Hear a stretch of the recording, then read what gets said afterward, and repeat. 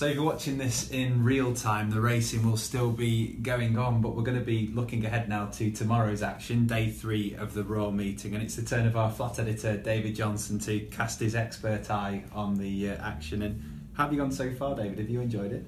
Yeah, it's been obviously really good. You know, we saw some cracking performances on the first day, didn't we, with Calix winning the Coventry, Without Parole stepping forward as well, obviously, as well in the St James's Palace. And not quite so good performances yet, but we've still got Cracksman to come on Wednesday, so we'll see. Yeah, and Jamie touched on it yesterday. He did the expert's view, and it was the wins of Calix and Without Parole were a real triumph for us, because we really like the look of them from the maiden wins and things. Well, yeah, I mean, we do the sectional times, don't we? And particularly with Calix, what those sectionals were telling us was that he was, you know, a real above average performer, and by analysing those sectionals, we were able to put that kind of rating on that said, you know what, this horse is proper group standard, and it's always nice when you see him go and prove it in the manner that he did yesterday. Yeah, and there's another 2-year-old race to get stuck into tomorrow. The Norfolk Stakes starts things off. Only 10 runners heading to post here, but I mean the eye catcher is Shang from the Wes Ward yard. He has a Keeneland win at April to his name, much like today's runner, Chelsea Cloisters. That didn't work out so well. What do you think about this one here? Well, that's the thing, isn't it? You know, we're already seeing that she's on the drift, Shang. Chelsea Cloisters was presumably the one. You know, he normally brings his best one and throws her at the Queen Mary. That's what we've seen with the winning record of his horses at this meeting so far. She, you know, wasn't sort of sighted towards the finish.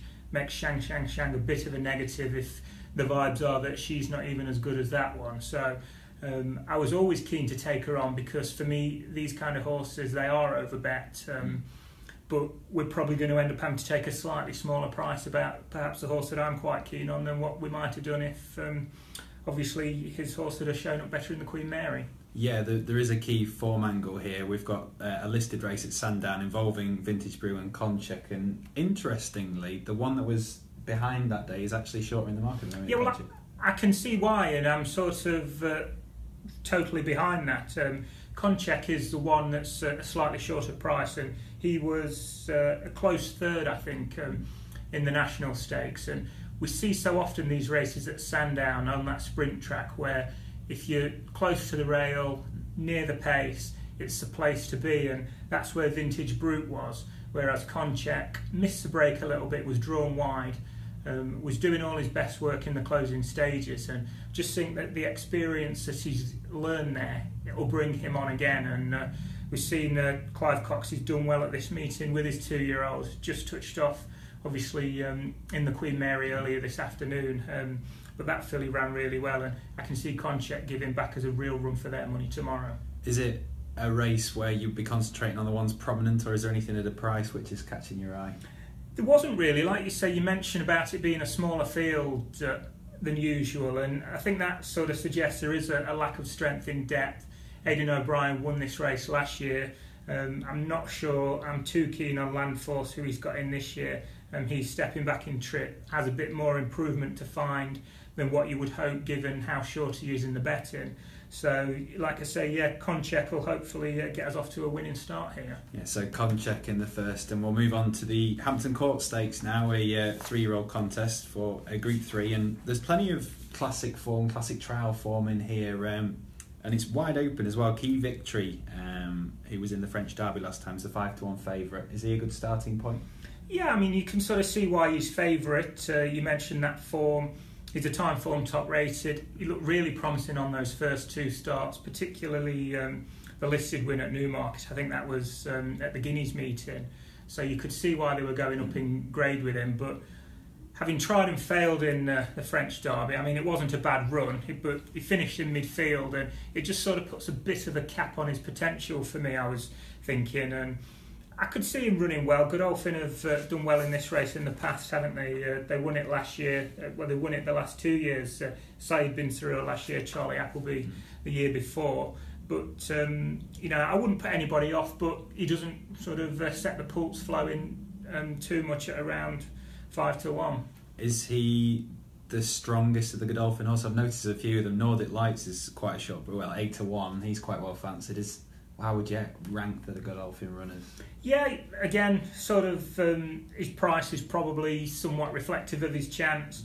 We last saw him in the Dante. His profile is pretty similar to Key Victory's in that impressive to win his first 2 starts, went up in grade and just hit the buffers a little bit, and having to come back down to this listed race and try and get back on track. But, about 8-1, I'm happy to let him run at that kind of price. You weren't keen on Landforce in the first. Aidan O'Brien sends Huntinghorn as his best chance here. Has he got a decent chance? He has on the form. He's a pound off top rated. He gets that rating from the French Derby, but again, like we said with Key Victory, the fact that he's only finished midfield in that French Derby, which itself didn't look a strong classic. This is only a listed race, but just wonder, how far down the pecking order Huntinghorn actually is, and you just never get any juice in the prices of these O'Brien horses. If you take most of them on, particularly these ones that are running just below the top level, and I don't think you'll go too far wrong, to be honest.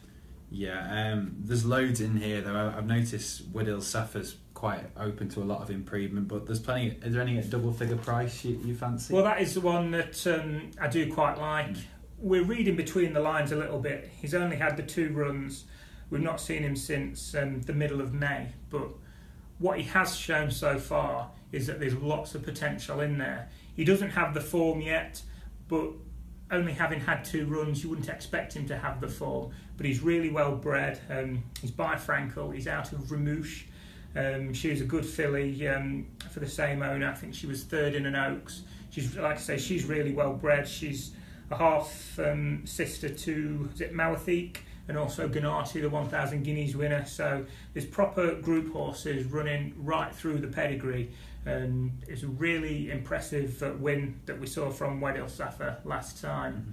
He steps up in trip. That will really suit, I think, from the way he finished his race out last time. And I think he's about 10-1. He's more interesting than most for me at that kind of price. Would you go win or each way, or a bit of both? Or I'd just stick to the win. If we're playing each way, you like to have the piece of form that it's only got to reproduce to give it a real solid chance of being in the 3. Mm-hmm. Like I say, we don't have that with Widdil Safa. We're needing him to improve. We're hoping he will, so we'll just back him win only. Great, so Widdil Safa in the Hampton Court, and now on to the Ribblesdale Stakes, and it's really intriguing renewal this, because we've got a mix of solid form and then an unexposed type with Wild Illusion, who's run 2 corkers now in 2 classic races running, and some maiden who could be anything. Yeah, it's often the way the Ribblesdale gives us that quandary. Do we go with those that have got the best form from the Oaks? Do we look at those that were fancied for the Oaks, disappointed there, maybe had an excuse and could bounce back? Or do we take the angle of we'll have something that's just been given that little bit more time, might benefit from not having had a hard race at Epsom, and this is their chance to shine, and it sort of pays your money, takes your chance really with whichever angle you want to go with. Well, where do you stand on that? Because is it about 3 weeks now since the Oaks? Are you inclined to look at other runners in there because they might have had a really hard race? Well, the Oaks is obviously the best place to start. It gives us the form picks, and that's Wild Illusion, who she's finished placed in a classic. She was in the frame in the 1,000 guineas, so she does have the best form. She's effective under the conditions, but she just isn't improving. She's still on that rating that she had when she was winning the Marcel Boussac. So she's run well in those 2 starts this year, but she hasn't taken the form to that next level. So we often see the Oaks form not really stand up in this race. Given that she's towards the head of the betting, I think she is worth taking on. Do you think a repeat of that form then would be enough, or do you get the feeling that something's going to improve past her if she's only going to hit that level again? Well, looking at historical ratings, she's got an adjusted figure of 122. That would have won the last 2 renewals, but wouldn't have won any of the 3 previous. So she's probably going to be there and thereabouts, but equally it wouldn't be at all a surprise if something just improved past her. So, she'll run when she's entitled to be there, but I think she's about 5-2, 11-4. She's opposable really. Yeah, so at 5-2, take her on. Would you be doing that with any of the Oaks runners? Magic Wand is 5s at the moment. She was 4th at Epsom. She was. For me, she didn't really have any excuses at Epsom, and it's hard to sort of come out with an argument for why she might reverse form with Wild Illusion. But Perfect Clarity is the one that interests me a little bit more, in that she ran at Epsom, but it was too bad to be true. But if you judged her on her price there, you know, she was a similar price to the likes of Magic Wand, a similar price to what Wild Illusion was. You're having to forgive her, but the fact that she's turned out 3 weeks after that suggests that there wasn't anything seriously wrong with her. Clive Cox is giving her another chance, and if you look back at that Lingfield Oaks trial win, she was impressive. She ran a time figure that day that makes her about the pick of this field, and if she can come back to that sort of form, she is overpriced at 10-1. How about Some Maiden then? She really did catch the eye at Salisbury, is it right? Yeah. It was, yes. She's a Salisbury, I was going to say a maiden winner, but all these races tend to be these novice races now, so it wasn't a maiden, but she's got a very similar profile to Maori, I think, that was placed in the race last year for the same connections. They swerved, the big Group 1 races earlier in the season to bring her here. Maori finished second. You're taking a lot on trust, I think. She did look good. She won by a long way. She produced a pretty good time. We've got her on an adjusted figure of 112. She's got the large P. We mentioned the top rated is rated 122. So there is a fair bit of improvement still to find, but it's already factored into her price. So a shortish price, I'll take her on. But I mean, I said the same about Without Parole, and we know what he did. So they can find it, but whether you want to do at that kind of price, personally, I don't. So it seems to me like you're swaying towards Perfect Clarity. Is there anything else at a price that's catching your eye? Or Perfect Clarity, I think, is a perfectly reasonable bet around 10-1, so I'll be having a few quid on her. Excellent. She's 12s in front of me, actually, so you might get a bit of extra value as well. Get out and get some of that. So on to the feature race now, the Gold Cup, and some really recognisable names in here. Great to see them coming back year after year. And we've got Order of St George once again at the head of the market, 2-1 at the moment, second in this last year after that thriller. Faces up against Stradivarius and Vizierabad this time. Where are you heading in this? Yeah, I mean, we know so much about some of these. I can't really tell you much that you don't already know. Order of St George is the time form top rated. He does have the best form, proven in the conditions. He's entitled to take the beating. Again, it's just a price thing. He doesn't really set the pulse racing at around 2-1, 9-4.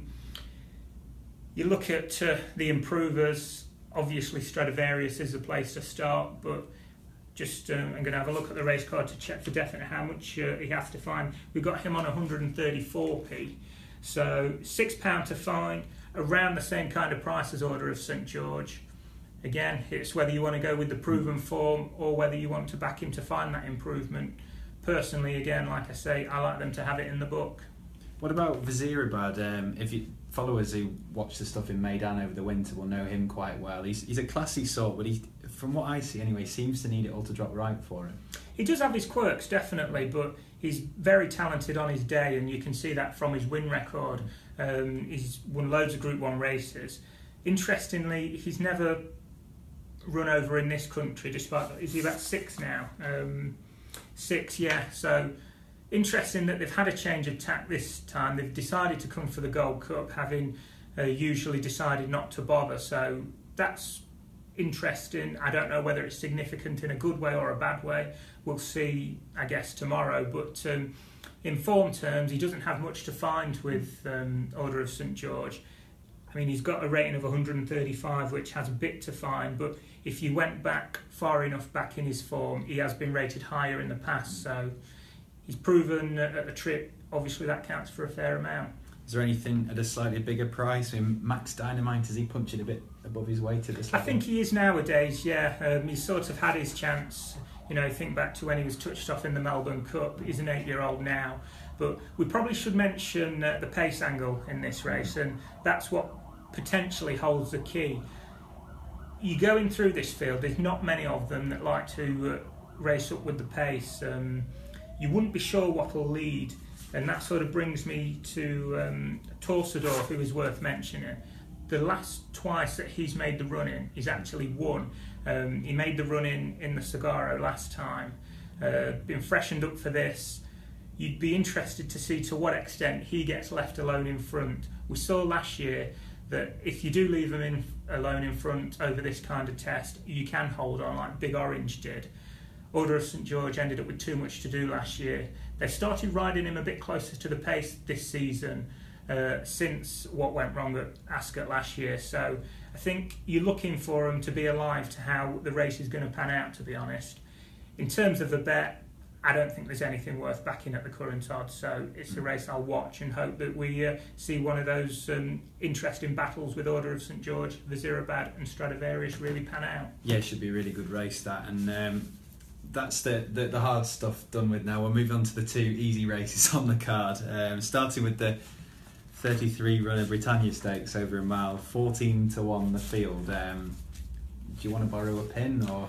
Well, not far off. I mean, I tried to narrow it down a little bit and came up with 8 on my shortlist. So, it's not really helping out too many people.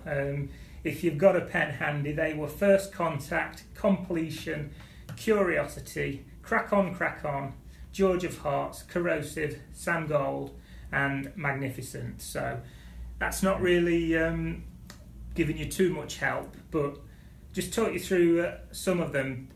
There's a few that have form lines that all interact together. Crack On won that strong race at Haydock. There was a couple quite close up behind in there. Completion, one of them. So, where one finishes, you could give the other a chance. But the key one for me, I think, is this George of Hearts, who he's sort of been brought along quite patiently when you look at his form, but he's really eye-catching what we saw him do last time. That was over course and distance. Sorry, it was over 7 furlongs here, doing his best work at the finish.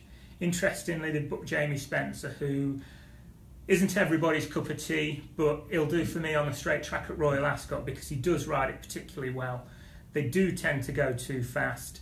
He's always one of them that prepared to wait a little bit longer. I can see George of Hearts held up, finishing with a rattle, and connections. They're playing the long game. He cost €470,000 as a 2-year-old. That would probably make him Richard Hughes' easily most expensive horse. He's made it here on the big day. Let's hope they can make it count. Yeah, I must say I'm one of Jamie Spencer's fans. I think there's very few in the game when he gets it right that can produce a horse on the line quite like he does. Much like the train he's riding for, actually, Richard Hughes. He was very similar. He used to bang them on the line. Yeah, you know what you're going to get when it's on a day like today. You know that they're going to have every chance. When they're crawling around Lingfield, you're going to be pulling your hair out. That's the trouble. But like you say, horses for courses, and in this case, it's jockeys for courses. And Jamie Spencer on the straight track at Royal Ascot, you know that you're going to get the kind of ride that you want. Managed to circle most of them. They're all pretty generous prices. George of Hearts 25-1 at the moment. Crack On's 25s, Magnificent 28s, 40s Corrosive, 50s First Contact, and Completion 16s. I couldn't remember the other two, but that's that race. Hopefully there's a bit of a pointer there, but you can just download the Timeform race pass and... Exactly, yeah. Have a look at the Timeform card. There's some horses in focus on there. You've got those that shape well from a sectional point of view. See which horses are in form, trainers are in form. There's loads of flags to sort of try and narrow that field down for you, and that's sort of what you're trying to do. Sort out the wheat from the chaff, and then try and find a few that are overpriced. I'm pretty sure one of them anyway. Simon Rowlands would have done a preview for. I can't remember which one though. But I think he's done the next race, Sam. Right. Okay. He's probably the man to listen to on that one rather than me, because I'm struggling, I'll be honest. Well, we'll give it a go anyway while we're here. It's the King George V Stakes, mile and 3, 21 heading to post, and a 7-1 favourite here in Cross Counter. Yeah, sort of similar to the kind of Godolphin horses that we touched on in the Hampton Court. Lots to like about the first 2 starts, and in fact you can't really knock the most recent run. That was at Sandown. He was beaten, but was carrying a fair bit of weight that day. Steps up to 1.5 miles. You know, looks quite interesting. I guess if jockey caps count for something, he's the first string. But looking at them, I was quite keen on Dupe, or Dubhe, however it's pronounced, and I thought that was slightly more interesting of the Godolphin pair. Yeah, 14-1 at the moment. Cross counter, he's 7-1, isn't he? Yeah. First 11's quite interesting. I think quite a likeable type. What do you make of him? Is he up there on time form ratings, or? He's not too far away. 112p. The top rated is 115p. But you know, in truth, that tells you a fair bit about the race. There's a load of them sort of within £4 or £5. It's really competitive. First 11. The case for him hinges on that Newbury win. It was a slowly run race that day. You'd probably give him credit for coming 5 lengths clear off that steady pace that day. But you know, you're looking at that pedigree, and if ever there was a horse that was going to be suited by a steadily run 11 furlongs that day, where his speed could be seen to maximum effect, then it'd be this first 11 being by Frankel, out of a French Guineas winner Zenda, which makes him a half-brother to Kingman. So we know all about that, the speed in that family. The handicapper hasn't missed it. He's up a stone. Just slightly concerned that they stuck a tongue strap on for the first time. You know, when you've got horses that seem to be going the right way and thriving, why sort of mess around with a winning formula? So that is just a bit of a negative for me. It looks wide open. Is there anything at a bigger price that you think potentially is overpriced, or do you think it's pretty fair the way it is at the moment? There's a few Mark Johnson horses in here, and they could hold the key to it. Not sure to what extent they're going to end up taking each other on. Baghdad of his needs mentioning, been going the right way since up to 1.5 miles this year. He's up £10 for winning at York last time. That was at the Dante meeting. That looks strong form. He's a contender. Keep an eye out on this Lucky Deal as well. Perhaps not for tomorrow, but he's a horse that we haven't seen the best of yet. He's quite stoutly bred. He looks a proper galloper.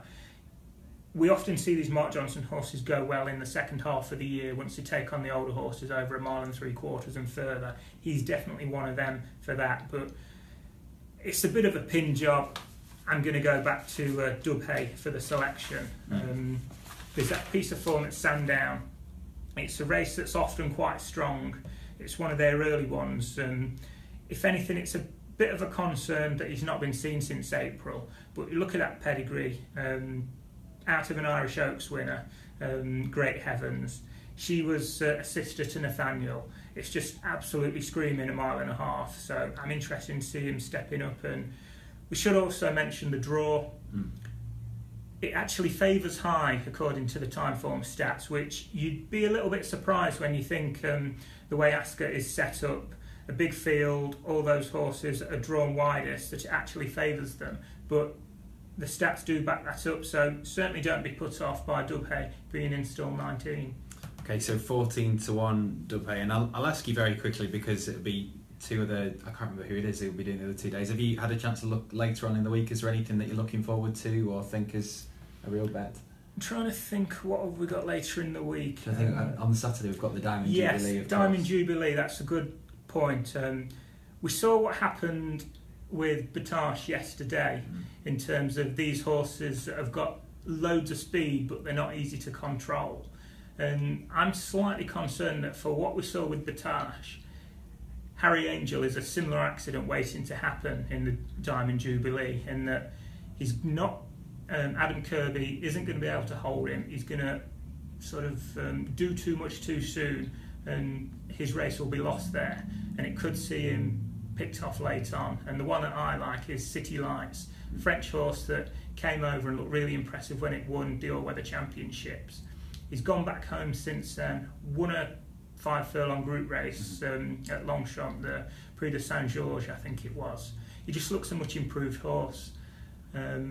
6 furlongs, Royal Ascot, a strong pace to chase, the uphill finish. All that will play to his strengths, and hopefully he'll be able to run on strongly and get the job done. Yeah, sorry, I've cut you off. No, it's all right. I was just going to say he's double figures still. You know, I think you back him about 14-1, and I think you'll get a real run for your money at that price. I was just going to say it's a really interesting conundrum with Harry Angel, because you get the feeling that because of his course record at Ascot, if he was at Hampton Park, he'd be a lot shorter than he is at the moment. You know, he's 0 from 4 now. Do you think, as far as the connections are concerned, it's probably his last chance at Ascot? Well, what else do you do with him when these valuable races are? I'm slightly disappointed that they didn't have a crack at the King's Stand with him. I'm a little bit surprised that they didn't have him in the Norfolk last year. For me, he's a 5 furlong horse as much as a 6 furlong horse. He can do it over the flat 6 furlongs, or where the emphasis is on speed, like on the July course. But like you say, at Haydock, at York, those kind of tracks, he looks unbeatable. In fact, he is unbeatable. It's only those races where he comes to Ascot where that uphill finish so far has found him out. For me, he's going to be vulnerable again. Brilliant. Well, we'll wait with bated breath to see how that goes on. And you've written a piece as well for Royal Ascot microsite with your next best nap and long shot. Yeah, definitely check that out. You could probably work out from what we've said on here what might be on there, but have a look on there a little bit later on. Brilliant. Thank you very much. Yes.